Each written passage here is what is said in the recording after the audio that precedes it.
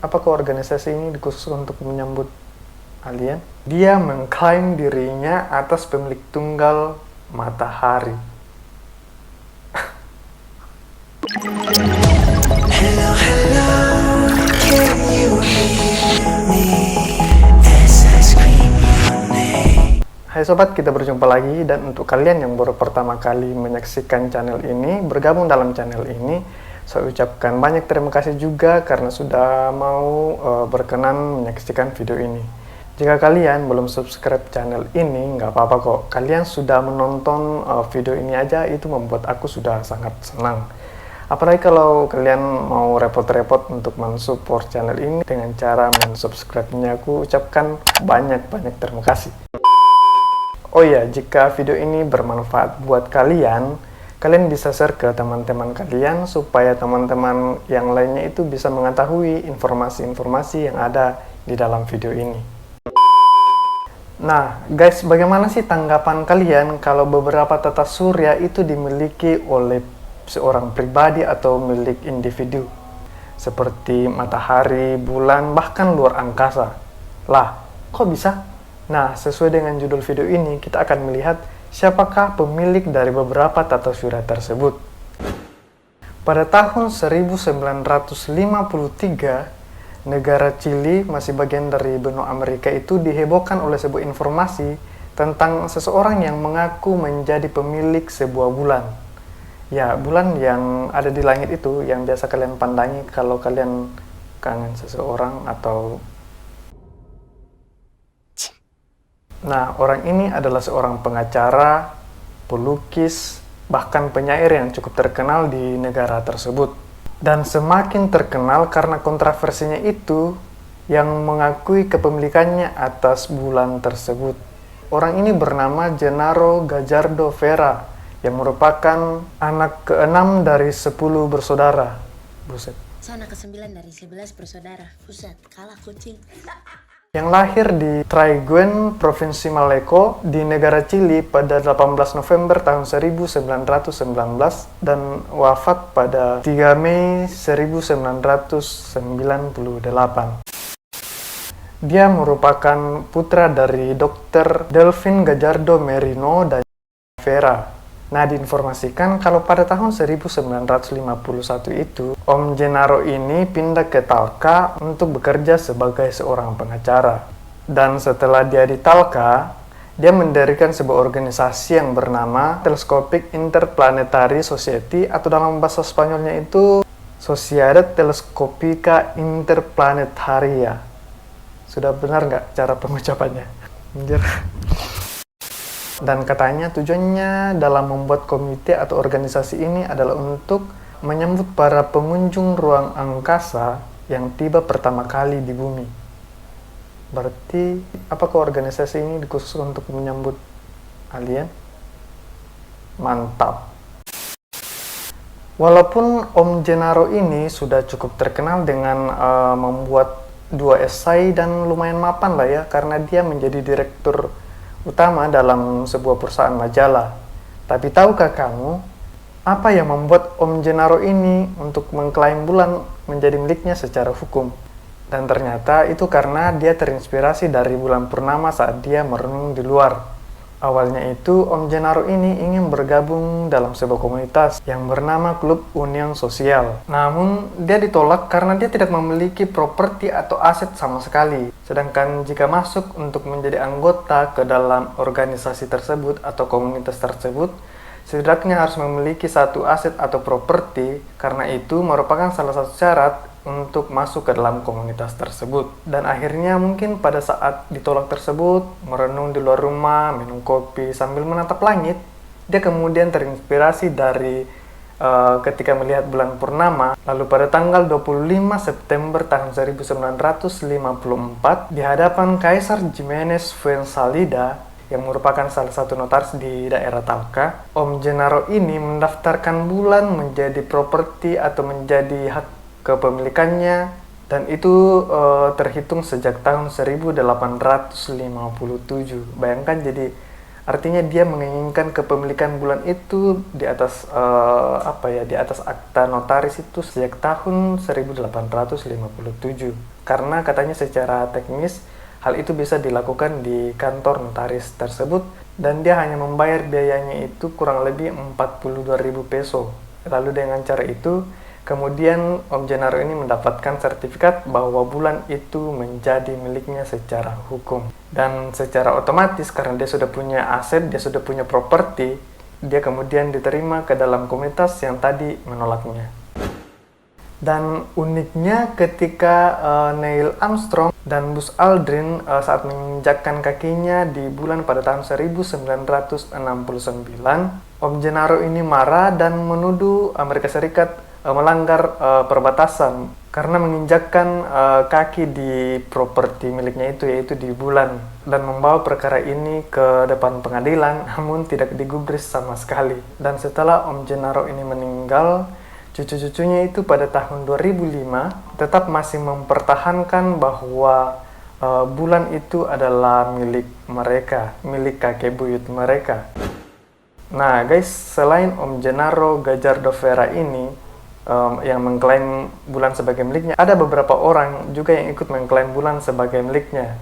Dan ternyata pada tahun 1967 diperkirakan sekitar 90 negara yang tergabung ke dalam PBB atau Perserikatan Bangsa-Bangsa telah meratifikasi perjanjian Outer Space Treaty yang diinisiasi oleh 3 negara besar, yaitu USA, Inggris, dan Rusia, yang isinya dalam perjanjian tersebut bahwa di luar angkasa merupakan daerah yang bebas dieksplorasi atau digunakan oleh semua negara, jadi bukan milik perorangan saja. Nah guys, karena ide kepemilikan bulan inilah muncul ide baru yang menjadi inspirasi seorang perempuan yang bernama Maria Angeles Duran yang berusia sekitar 55 tahunan yang berasal dari daerah Galicia, yaitu daerah di sekitar Spanyol. Dia mengklaim dirinya atas pemilik tunggal matahari. Kalau bulan masih masih bisa lah di ini, tapi kalau matahari, siapa yang mau mencoba-coba mendekati matahari? Selain superhero dari Marvel mungkin. Tapi guys, bahkan kepemilikan benda yang menjadi pusat tata surya ini juga didaftarkan di notaris lokal di daerah tersebut atas nama tante ini. Padahal tadi kan PBB menginformasikan bahwa isi tata surya itu bisa digunakan oleh berbagai negara. Dan hukum internasional juga melarang suatu negara untuk mengklaim benda-benda langit itu, benda-benda di tata surya itu menjadi hak kepemilikan mereka, termasuk matahari. Namun Tante Angels ini menggunakan celah pada perjanjian antariksa tersebut yang melarang sebuah negara mengklaim benda langit menjadi miliknya, dan menurutnya dirinya bisa mengklaim matahari karena matahari bukanlah suatu negara. Ya iyalah, kecuali alien pun mungkin nggak ada yang tinggal di matahari ya. Bayangkan hanya beberapa puluh kilometer saja dari matahari udah hangus terbakar, apalagi sampai tinggal di atas. Bayangkan sampai tinggal di atas, di matahari. Tapi uniknya Tante Angels ini membuat sebuah akun di eBay, di mana eBay itu merupakan platform jual beli online seperti Lazada, Tokopedia, dan sebagainya. Nah, di sana setelah membuat akun, di sana dia menjual kafling matahari, dan setiap kaflingnya dihargai sebesar 1 euro per meter. Kalau kurs saat ini, kalau 1 euro itu sama dengan 17.000 rupiah. Nah, tetapi walaupun ini adalah sesuatu yang sangat tidak masuk akal, Tante Angels ini mengklaim bahwa sudah ada beberapa orang yang membelinya. Orang gila macam apa? Yang membeli kafling di matahari. Dan mengatakan bahwa sudah ada 600 orderan dalam penjualan tersebut yang nilainya kurang lebih 1.200 euro. Jadi kalian bisa kalikan 1.200 euro dikali 17.000 rupiah. Saya mengerti bahwa kalian pasti menganggap ini adalah sesuatu yang gila atau sesuatu yang sesuatu yang tidak masuk akal, benar-benar sesuatu yang tidak masuk akal untuk dilakukan. Dan bukan cuma kalian, Pihak eBay juga mengatakan bahwa ini adalah penjualan yang sangat tidak masuk akal dan kemudian memblokir akun dari Tante Angels ini karena menganggap bahwa penjualan itu adalah penjualan yang cukup ilegal. Namun karena tidak terima, Tante Angels ini menuntut pihak eBay karena merasa bahwa dirinya sudah dirugikan. Dan anehnya salah satu pengadilan yang ada di Spanyol menyetujui gugatan tersebut. Dan menanggapi gugatan tersebut, pihak eBay berusaha untuk menyelesaikan masalah ini di luar hukum ya, atau menyelesaikannya secara kekeluargaan. Namun Tante Angels ini tetap menolak dan tetap melanjutkannya ke pihak pengadilan. Dan katanya sih dari pihak penjualan tersebut, Tante Angels ini akan memberikan separuhnya kepada pihak pemerintah, di mana 20%-nya itu akan diberikan kepada pemerintah sebagai dana pensiun, 10%-nya itu akan diberikan untuk menanggulangi bencana kelaparan, 10%-nya itu untuk kegunaan dalam sebuah penelitian, dan terakhir itu 10%-nya itu untuk dirinya sendiri. Tapi guys, jika kalian membutuhkan kafling di atas matahari dengan harga Rp17.000 per meter persegi, kalian bisa menghubungi nomor yang tertera atau menghubungi pemiliknya secara langsung, yaitu Maria Angels Duran. Tapi jangan bawa-bawa saya guys, soalnya di sini aja udah panasnya minta ampun.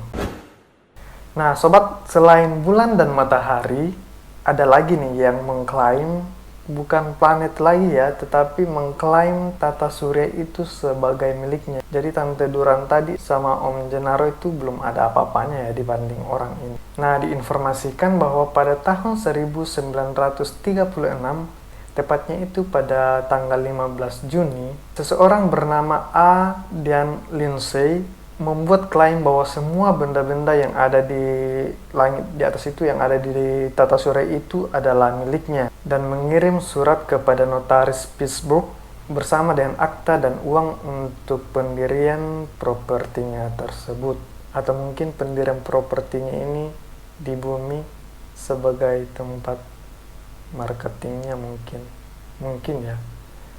Nah selain itu, pada tahun 1948, seseorang yang bernama James T. Mangan yang hidup sekitar tahun 1896 sampai 1976, yang merupakan seorang eksentrik yang terkenal dan juga merupakan seorang penulis buku yang cukup laris, dikabarkan juga bahwa dia mengklaim luar angkasa itu adalah hak miliknya secara pribadi. Namun sob, masih banyak juga orang-orang yang mengklaim benda-benda luar angkasa itu menjadi milik kepunyaannya secara pribadi, seperti tadi matahari, bulan, bintang, Mars, dan sebagainya itu. Namun kita ketahui bahwa semuanya itu adalah milik bersama dan bukan menjadi kepemilikan suatu golongan atau pribadi tertentu saja.